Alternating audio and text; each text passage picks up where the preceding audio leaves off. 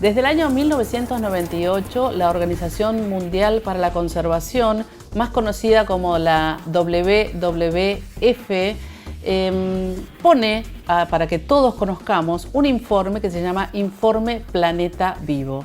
Nosotros vamos a charlar con el director de la Fundación Vida Silvestre Argentina, que es una organización asociada a la WWF. Él es Manuel Jaramillo. Estamos conversando con él, vamos a conversar con él vía Zoom sobre este informe Planeta Vivo y los datos que el informe nos muestra este año, que realmente le diría son alarmantes. Hola Manuel, ¿cómo estás? Un gusto que estés acá en Ambiente y Medio. Hola, un gusto, Gaby, estar con vos y con todos los oyentes. Realmente un placer estar en este programa tan importante para la comunicación ambiental en la Argentina. Bueno, muchas gracias. Recibo esas felicitaciones. La verdad que lo hacemos con mucho gusto y con mucho placer. El informe, voy a dar un dato, después los vas a contar vos, lo voy a leer para no equivocarme.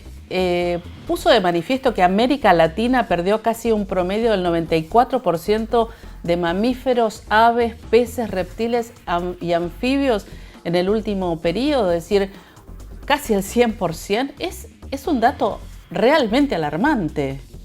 Sí, realmente, como solemos decir, son malas viejas, ¿no? O sea, nos encantaría dar buenas nuevas, pero estamos dando malas viejas porque es una acentuación de lo que ha venido ocurriendo en el último tiempo.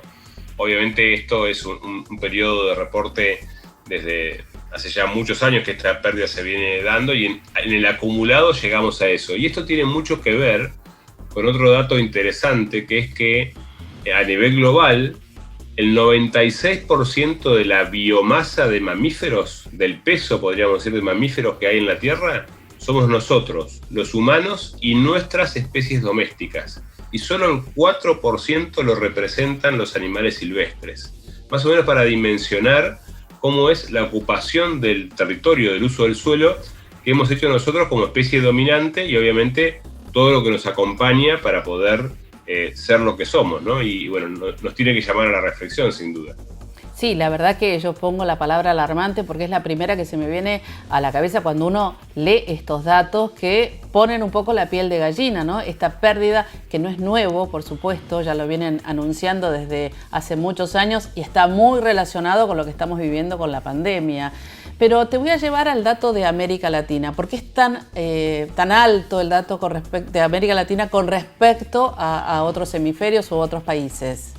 Sí, bueno, realmente lo que ocurre es que en América Latina tenemos una oferta de biodiversidad muy alta y también, tanto en América Latina como en Asia, que es un poco lo que le sigue en pérdida de biodiversidad, es donde están más vivos los procesos de cambio de uso del suelo o de transformación de la naturaleza para establecer nuevas áreas ¿de qué? Principalmente de cultivos agrícolas y ganaderos, que son los que están directamente relacionados con la pérdida de biodiversidad.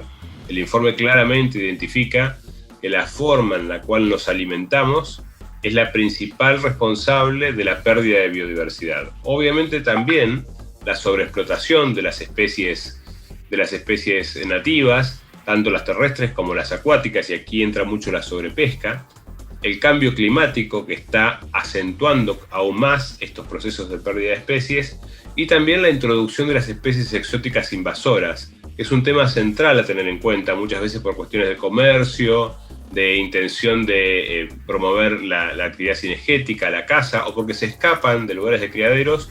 Especies exóticas llegan a la naturaleza y se transforman en invasoras y desplazan a otras. ¿Cuál otro dato vos crees que nos puedas contar que a vos te llamó particularmente la atención del informe?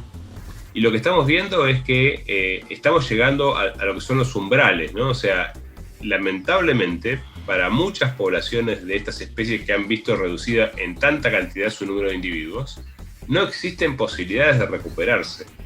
Y eso es lo más complejo, ¿no? Cuando uno llega a ese punto de quiebre en el cual lamentablemente el proceso ya se ha desencadenado y no hay forma de recuperarlo.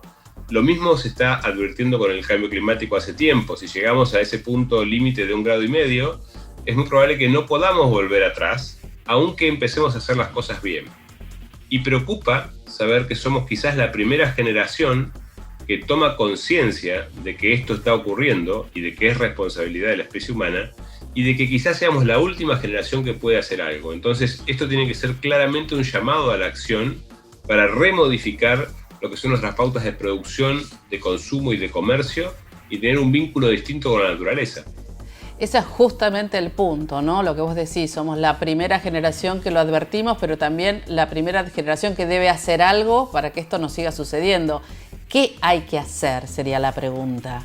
Bien, lo que hay que hacer es justamente revertir esa curva de pérdida de biodiversidad. Hablamos siempre de revertir la curva del COVID últimamente. Bueno, ahora hay que revertir la curva de pérdida de biodiversidad, y las medidas que se tienen que tomar para que esto ocurra son muy parecidas a las medidas que hay que tomar para evitar la aparición de pandemias. Esto es una buena noticia, entre comillas, porque hay que hacer lo mismo para evitar los problemas. Hay que aumentar las medidas de conservación, hay que crear más áreas protegidas y hay que manejarlas bien, hay que dotarlas de los adecuados presupuestos, del personal, del equipamiento para que estas áreas protegidas sean realmente protegidas. Hay que restaurar. Estamos en la década de la restauración y hay que restaurar los ambientes naturales, pero también hay que restaurar los ambientes productivos. Y aquí un dato no menor, Gaby. Hace poquito la Dirección Nacional de Bosques presentó un informe donde dice que en los últimos 10 años, alrededor de 650.000 hectáreas por año de ecosistemas naturales, tanto leñosos como no leñosos, se han transformado a la agricultura. Y en el mismo periodo, por año, 450.000 hectáreas han sido abandonadas. ¿Eso qué implica? Que cada 3 hectáreas que deforestamos o degradamos o cambiamos de uso, abandonamos 2. Eso implica que no estamos usando buenas prácticas productivas que aseguren la productividad y mantengan la capacidad del suelo. Y aquí el suelo es importantísimo. Gran parte de la diversidad del planeta vive en esa pequeña capa de suelo a través de los microorganismos que son los que generan la fertilidad. Si nosotros comprometemos esa biodiversidad, comprometemos el principal servicio ambiental, que es el que nos provee la posibilidad de alimentarnos. Y cuando hablas, te paro un segundito ahí, cuando hablas de restaurar, ¿se puede restaurar estas áreas abandonadas que estás comentando? Sin duda, sí. Uno puede restaurar diferentes cuestiones, ¿no? Uno puede hacer una restauración ecológica, que es intentar recuperar las especies que faltan. Últimamente se está hablando mucho del rewilding, que es como podríamos decir que ese es el foco que tiene.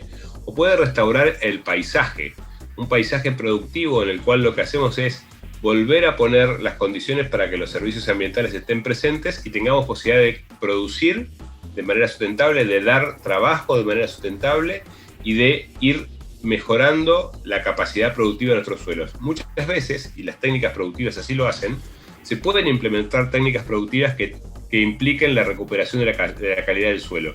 Un tema muy básico es la rotación de los cultivos. Claro.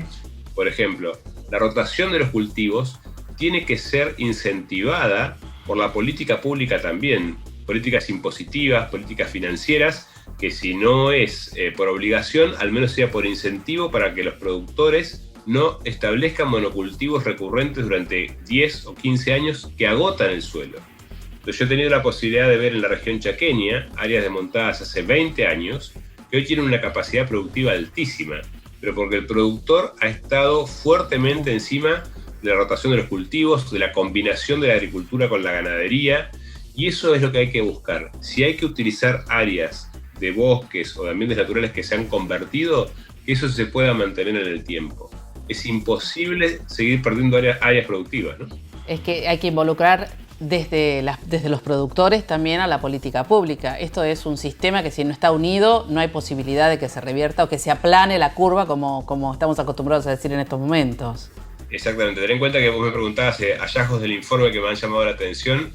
Suponiendo que vamos a ser 2.000 millones de personas más hacia el 2050, se estima que si seguimos como venimos, vamos a precisar entre un 10 y un 25% más de superficie para producir los alimentos que esa población va a necesitar.